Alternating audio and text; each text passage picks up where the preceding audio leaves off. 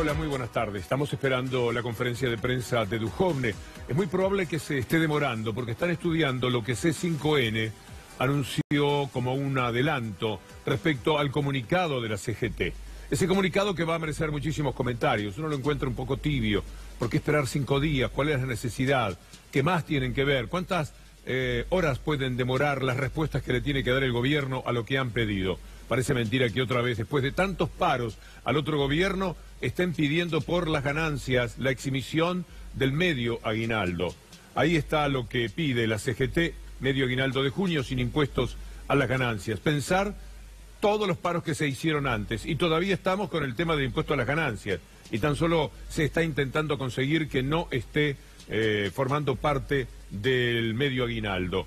El cese de despidos estatales en 3 niveles, una réplica también en el sector privado. Esto es posible, pero yo quiero mostrarles que los despidos pueden ser de una manera indirecta y mucha gente se va a quedar sin trabajo en estos 6 meses por el tema de las tarifas. Si no se pide por las tarifas, muchas pymes van a cerrar y cuando las pymes cierran no habrá gobierno que convenza a las pymes de que sigan abiertas solamente para seguir pagando los salarios. Miren lo que pasa en el BAUEN. Mientras esperamos a Duhovne, vale la pena ver las tarifas que están afrontando en estos momentos el BAUEN y tantas cooperativas y tantas empresas recuperadas. Escuchen esto que es solamente 1 minuto, ya va a llegar Duhovne y por supuesto nosotros le vamos a dar la derecha y vamos a escuchar lo que tiene para decir Duhovne. Nosotros pagábamos 25.000 pesos de luz a diciembre de 2015, ahora estamos pagando alrededor de 200.000 pesos por mes. Pagábamos 11.000 pesos de gas a diciembre de 2015, estamos alrededor de los 75.000, 80.000 pesos por mes. Y pagábamos 65.000 pesos de agua y estamos en los 250.000. Y llevamos acumulado una deuda de agua que arroja una suma aproximada de 5 millones, más o menos al día de la fecha. Y es algo que cruza transversalmente a todas las empresas recuperadas, los compañeros de Cueroflex, los compañeros de Sanor, los compañeros de Empaques Textiles Mataderos, los compañeros de Textiles de Pigüé que pagan 500.000 pesos de luz por mes. No son estatales, no son privados, pero también pueden quedarse sin trabajo frente a esta tremenda situación. Es decir, todo resulta insuficiente, mucho más si tenemos en cuenta que muchos sindicalistas estuvieron el otro día en la plaza para decir que el Fondo Monetario Internacional es poner la patria en peligro. Nada menos que eso. Bueno, se está por anunciar el acuerdo con el fondo. Eso es inexorable. Mucha expectativa hay por lo que va a decir Duhovne. Yo les puedo dar un adelanto para que usted tenga más o menos palabras que serán empleadas por Duhovne. Parece un anticipo que nos animamos a dar de esta manera. Queridos argentinos, los esfuerzos de este año dieron sus frutos. He anunciado un blindaje internacional que nos saca del riesgo y crea una plataforma extraordinaria para el crecimiento. Difícil para ustedes que están soportando una crisis prolongada que lleva casi 4 años castigándonos. Pero en definitiva, terminamos este año con un gran éxito, el blindaje 2001, porque a partir de esta extraordinaria operación económica podremos crecer espectacularmente y comenzar a generar los empleos que necesitamos. El 2001 será un gran año para todos.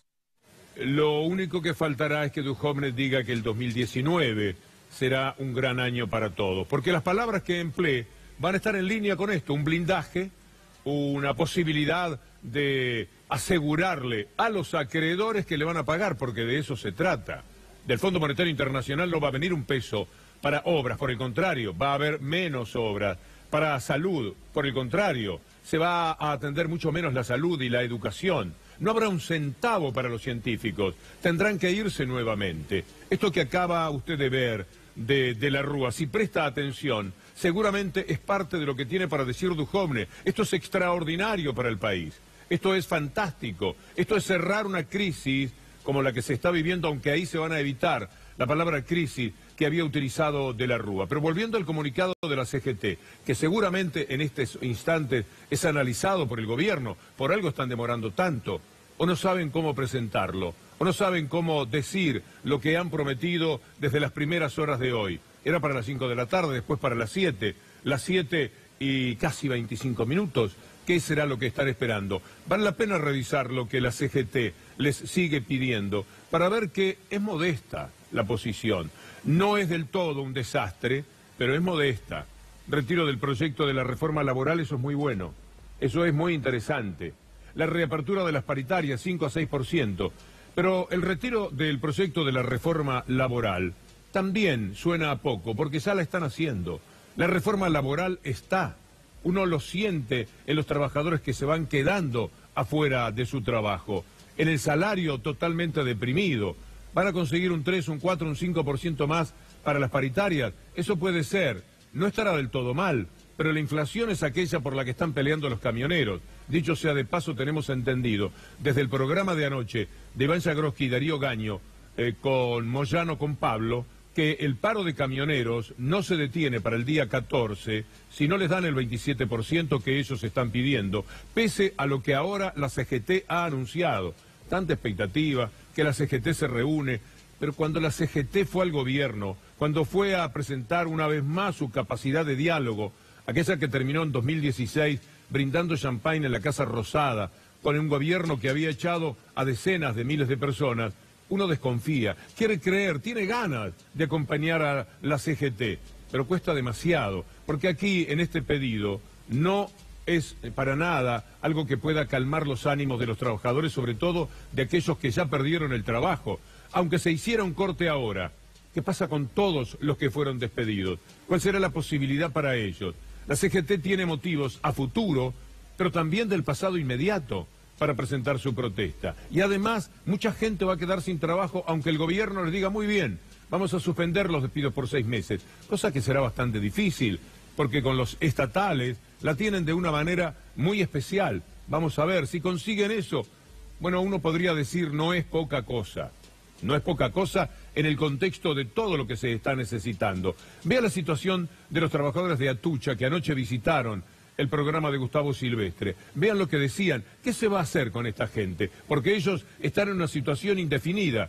¿Cómo podrá pelear la CGT por ellos? Que nos podamos expresar ante esta situación que nos pone en una posición muy delicada con la toma de decisión que ha dado el gobierno en girar 180 grados y suspender el plan nuclear en la postergación de la cuarta central. Es muy problemático. ¿Cuántos puestos estamos hablando de trabajo? Estamos hablando mínimamente de base 700 puestos de trabajo. Mucho. Pero eso es solamente el personal de planta. Tenemos que sumar ya los 2.000 puestos de trabajo que ya ha perdido la UOCRA desde el 2016 hasta la fecha, con la esperanza de que esto iba a arrancar, y sin embargo vemos que a través de que se ha metido el Fondo Monetario Internacional, esto cada vez se va a tornar mucho más difícil. Ya creemos que es esta pata la que nos ha virado el... Ahora, lo que quiero terminar con esto, digo, sí. No solamente los 2.000, hay 5.000 puestos de trabajo que generaría el arranque de Atucha 3.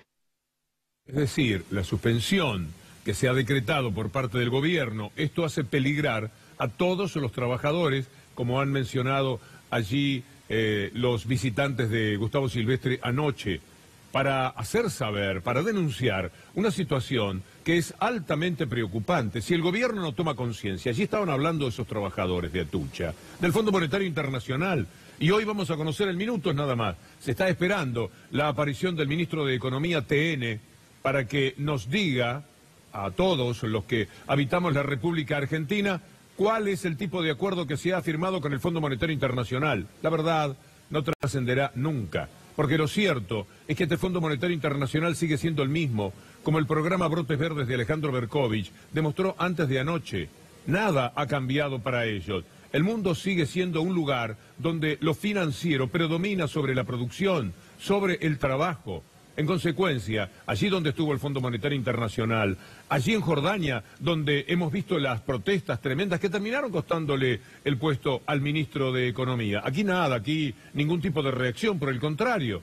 Están por anunciar, y yo sigo mirando en las pantallas, si aparece Duhovne, para decirnos que han hecho un enorme acuerdo con el Fondo Monetario Internacional, que esto le va a cambiar la vida a los argentinos. Lo mismo que decía de la Rúa. Como si esa película ya no la hubiésemos visto. Se trata de pedir dinero, pedir, y de repente decir, bueno, ahora tenemos que blindar todo esto para asegurarle a los acreedores que les vamos a pagar. Y era lo que decían en Jordania. Mire lo que se promovió allí por parte del Fondo Monetario Internacional. ¿Usted cree que es distinto que los trabajadores de Atucha, que la gente del Bauen, de todas las empresas recuperadas, de todas las cooperativas, de todos los que de manera inexorable quedarán sin trabajo porque las pymes no pueden pagar las tarifas?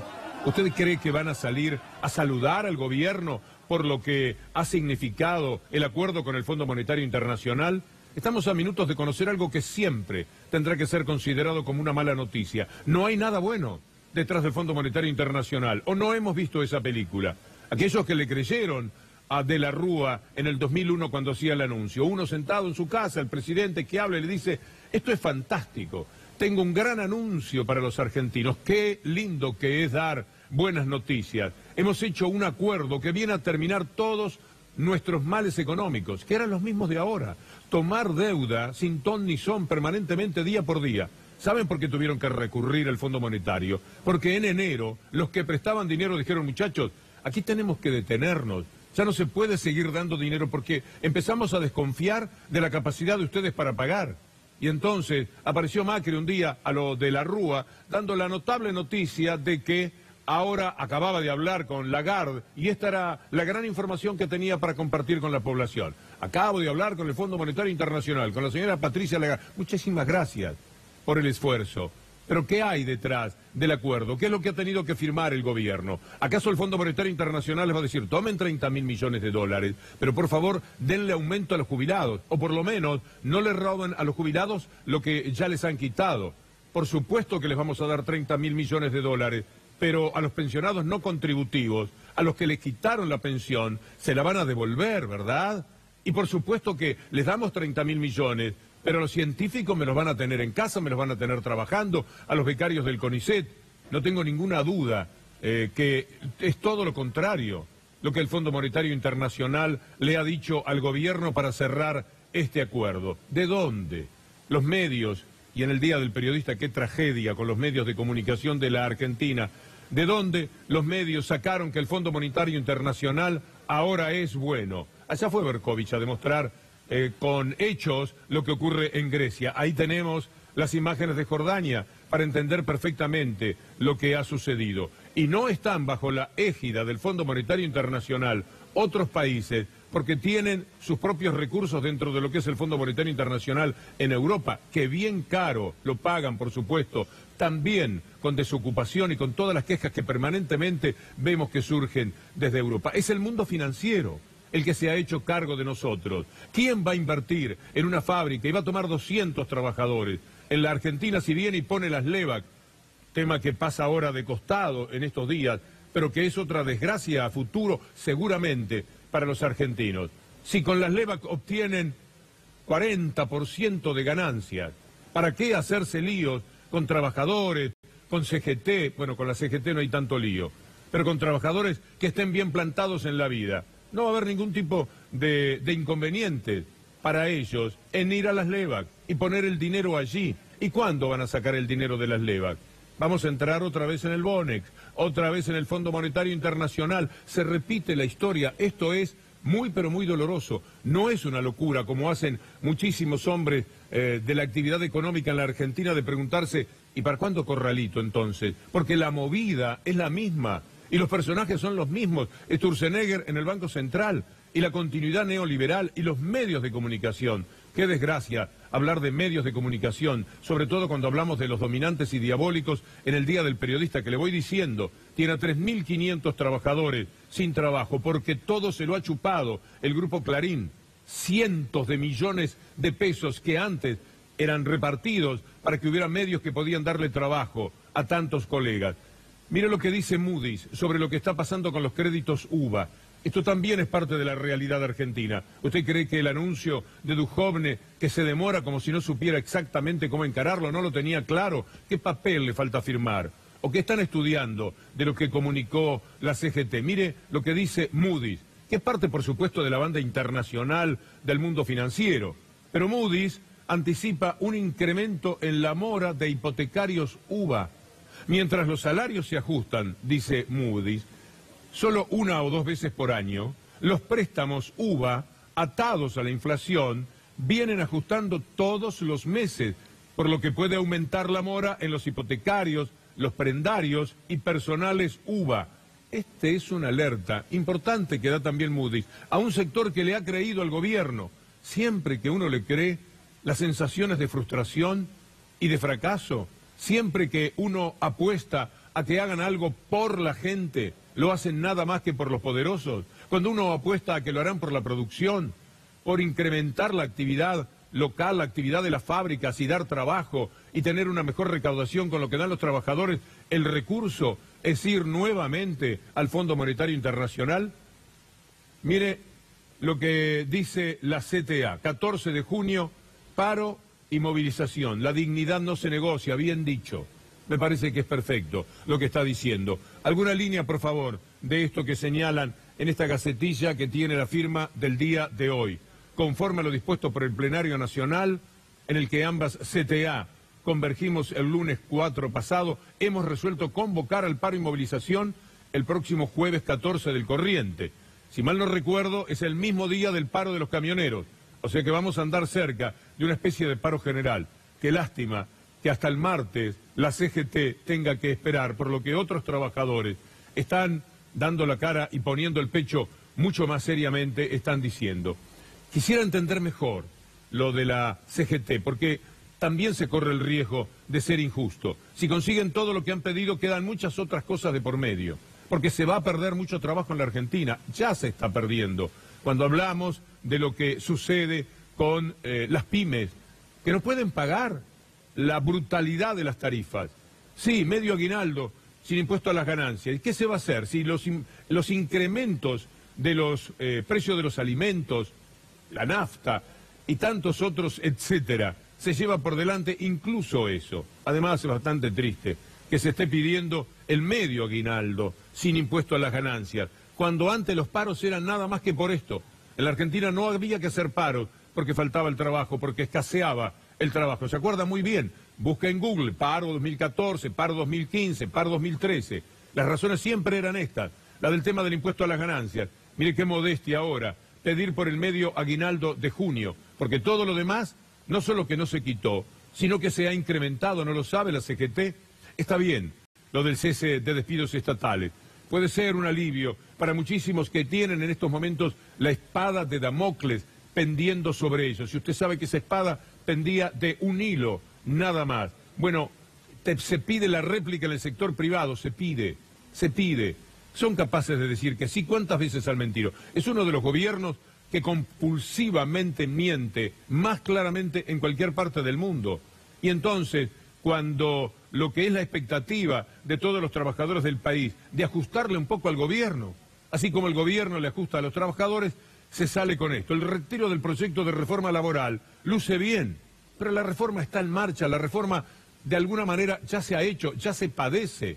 O los trabajadores están bien en su salario, en aquellos que fueron despedidos, en la forma en que los están tratando. Usted sabe lo que pasa dentro de cada una de las empresas privadas, el destrato al que están siendo sometidos en su dignidad los trabajadores.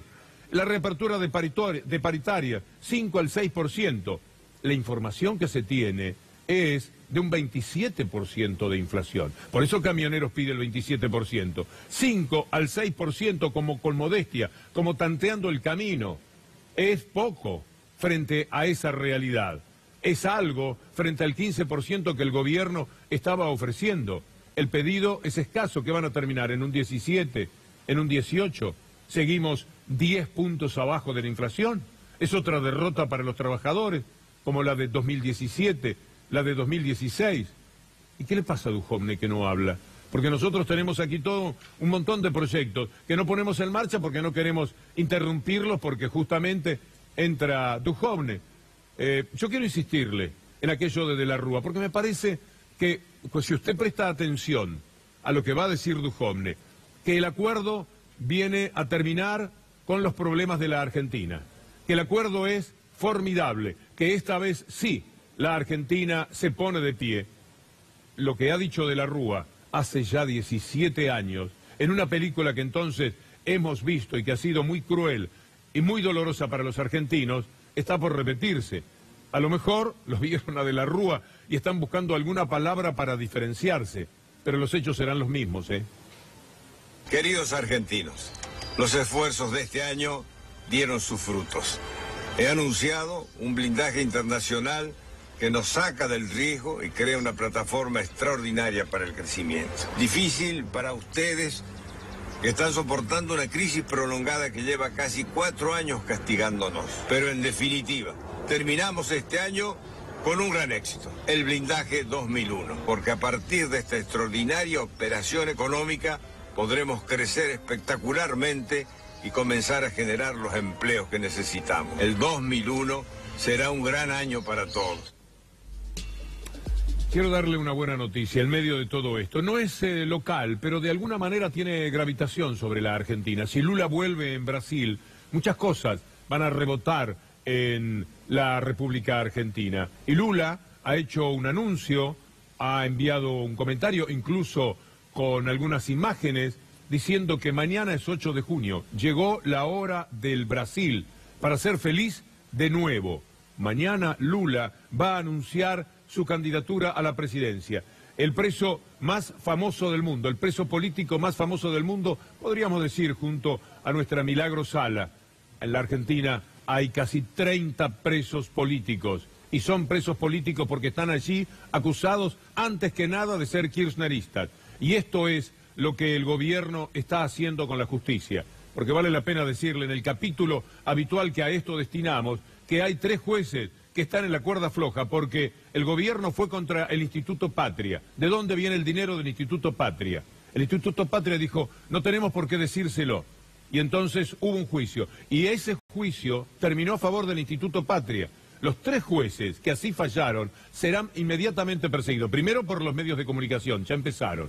Y luego por el Consejo de la Magistratura. Ese lugar que es terrorífico cuando uno piensa en la justicia, casi tanto como la propia Corte Suprema de Justicia. 3 jueces nuevos serán perseguidos. Uno de ellos, la esposa de Freiler, porque no les alcanzó con todo lo que le hicieron a Freiler, con toda la injusticia que Garabano y otros personajes deserrajaron sobre él.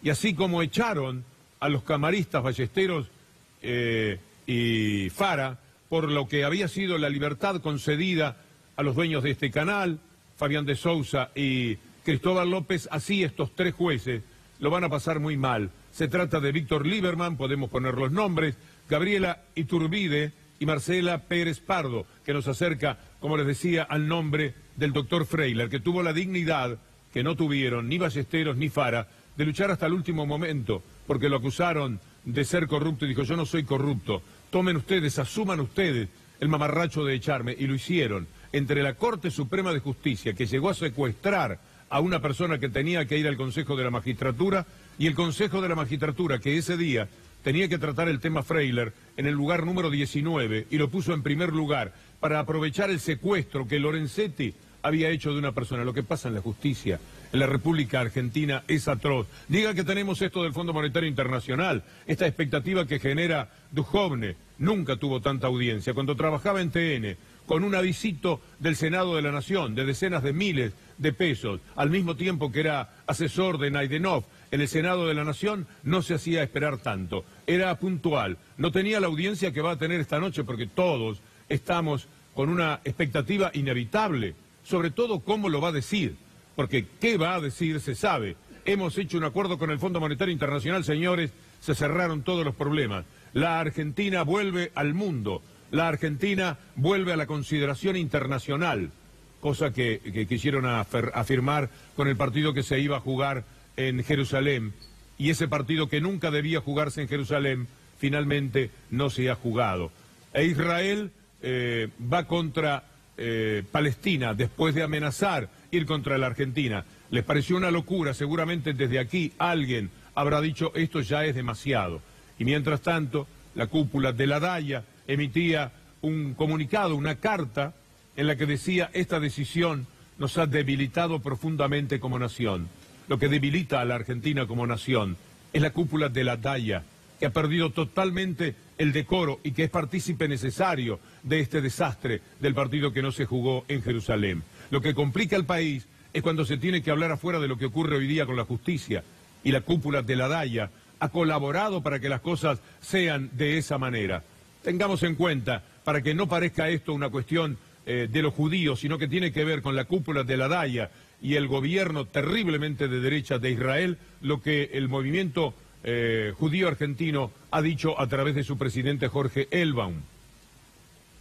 posicionamiento histórico de la DAIA, utilizando este caso otra vez para convertirse en ya no en la embajada alternativa, sino en la embajada sustituta de Israel. La DAIA ya a esta altura es un local, un comité partidario del PRO y de Cambiemos, y solamente está siendo utilizado como herramienta geopolítica también para enfrentarse a los movimientos nacionales y populares de América Latina. ¿Se estarán poniendo de acuerdo sobre quién va a dar la cara? Era a las 5, después a las 7. Ya pueden haber estudiado el comunicado de la CGT, que de todas maneras, para el gobierno es un alivio. Una cosa era encontrarse con que el mismo día que hacía el anuncio de apegarse otra vez al Fondo Monetario Internacional, la CGT decretase un paro. Ahí teníamos un contrasentido verdaderamente importante, pero seguramente lo están estudiando. Uno ve sombras al fondo de gente que se mueve y dice, en cualquier momento aparece Duhovne, alguien que mira para ver si están todos. Vamos, ahí vienen. ¿Serán ellos? ¿Dónde está Duhovne? ¿Dónde está Duhovne que va a explicar el acuerdo con el Fondo Monetario Internacional? Ahí pasa Lopetegui. ¿Me querés dar una mano? Vos los conocés mucho mejor, Iván. Sí, estaba Guido Sanleri, jefe de gabinete de Hacienda, Lucas Liach, vicepresidente del Banco Central, y Gustavo Sebastián Lopetegui, uno de los dos secretarios de Coordinación Interministerial. Son los tres funcionarios que pasaron recién, Víctor Hugo. Ese es el superpibe. Una pasadita hicieron y lo saca todo, más o menos con la facilidad con la que yo puedo reconocer los jugadores en una cancha. ¿Querés hacer una pausa? Hacemos una pausa, Víctor Hugo, enseguida volvemos.